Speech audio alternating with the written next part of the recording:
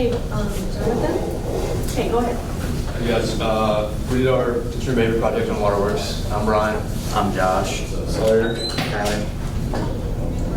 So today in our presentation, we'll be discussing how our project met with Waterworks Visual Arts Center. Before we get into talking about Waterworks, our project actually got off to a very rough start. We started off with a different business called Priscilla's, and they offer home decor products and interior design services. And so after a few weeks of working with Priscilla's, things kind of fell through and she no longer wanted to be a part of the project. So here we are a few weeks into the project with no business to work with. Thankfully, we were able to have some connections to another business, and that is where Waterworks comes in at.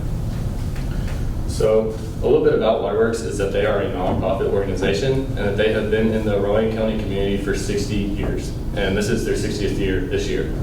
So they offer a unique blend of education, inspiration, and creativity, and then also fun to the community.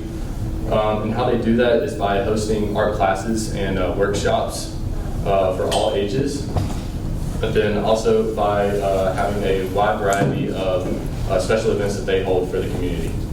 So with all that they're doing at Waterworks goes right in line with what their mission statement is which is to provide a diverse opportunity in the arts for all ages through exhibitions, education, and their outreach programs.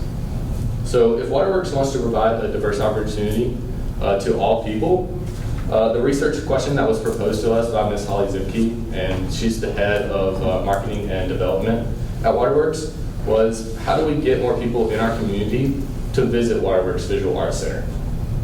So the purpose that we wanted to focus on from that question is to find out if the lack of people visiting Waterworks is caused by their unawareness of the business or just by their dislike in visual arts.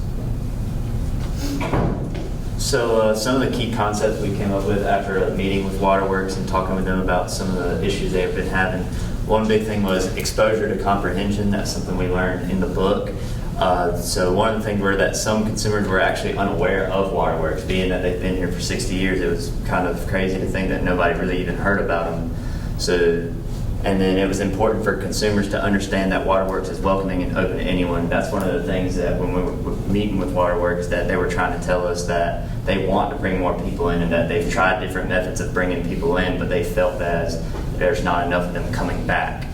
And another thing that they wanted us to look at was kind of an effective consumer target. So they were looking more local, like the people within Salisbury. They wanted to feel like their business was home to Salisbury and wanted the people in the community to feel like it's someplace they could go to and learn and be able to enjoy what they offer. And one thing they were also focused on were the consumers with families, having children who could come in and be able to draw and color and learn from the arts like they've been trying to push. And then so for our research design, we came up with about a 10 to 12 question survey filled with open-ended and multiple choice questions that were basically asking how they came to know Waterworks, if they were aware of it, did they know the services provided, and if they felt that they would actually attend. And then the information is simple and easy, and it's all accessible. It's all coming from the community of Salisbury. So the people at Waterworks are going to be able to see this information and know that it's coming from people around them and be able to find ways to incorporate that.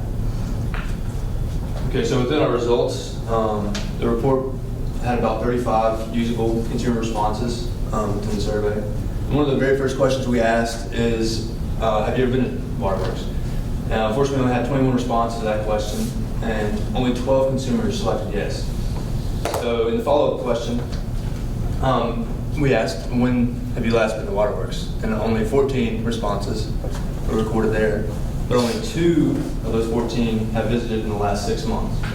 So Waterworks attendance has been going down recently, and figured out why. So another question we asked was like, what could help you know about Waterworks or bring you into Waterworks? And we had 34 responses to this question. And 65% of the group said that advertising would help the company in hopes of bringing more people into their store. And 24% think that more community events would help. And 4% selected other, but they didn't specify what other was, although we did provide a text box for it. And then lastly, the demographics. With the Waterworks, they have 32% of the participants that are 65 years or older that were in the survey. 15% were in the age group of 40 to 64. 44% were between 20 and 29. No, 9% of our participants were younger than 19. So with this data collected, Waterworks can certainly become, solve with better like advertising, marketing techniques that can bring more people in with that, like put a sign or window painter on something that gets people's attention to come into their store. And Waterworks also thrives off of donations and like money from older people. They have a lot of older people in the community that donate to them. And with those people getting older, they're not going to live forever.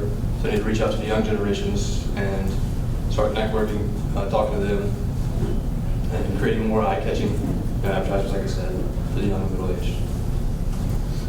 Okay, so the goal of Waterworks that has been stated is it's an outreach program to the community for all ages, for all people, of all backgrounds.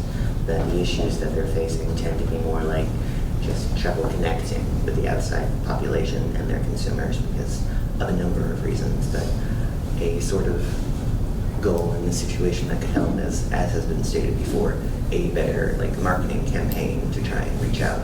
Because in the past they've done things like holding events for people. They've been part of like the rail walk, but an issue that they had was getting people actually inside Waterworks.